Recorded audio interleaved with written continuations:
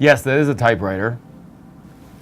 I wonder how many people have actually ever used one. I asked Nathan if he used one. He said yes when he was in like second grade.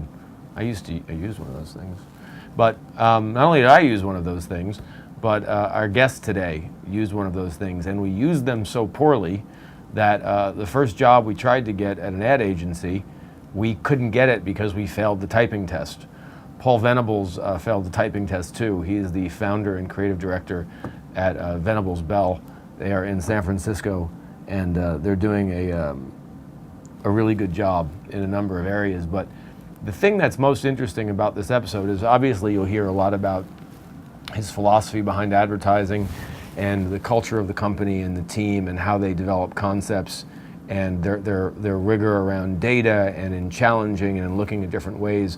But one thing that may be really interesting is, you know, I've said before that entrepreneurs incubate in big companies. You know, entrepreneurs are not born. They incubate in big companies. There are entrepreneurs inside of all of us.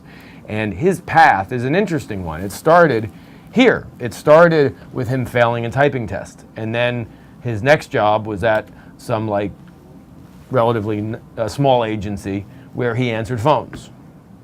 So that's what he started doing. He started answering phones. Then his next job, you're right, there's nothing here because that company's not even around anymore. But then he moved on to another agency, which was Corey K. and Partners.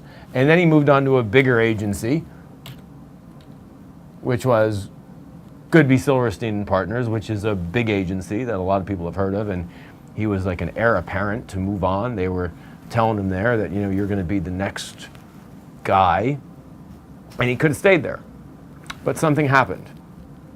And he kept his eyes open the entire time and over-delivered and always had in his mind the belief that one day he could do something on his own. And rather than him making the choice to stay here, where I don't know where he would be, now he's here. And that's his name, and that's his site. And he's built, along with a really good team of people, an exceptional company. And success leaves clues, and there are definitely clues in this episode, so I hope you get a lot from it.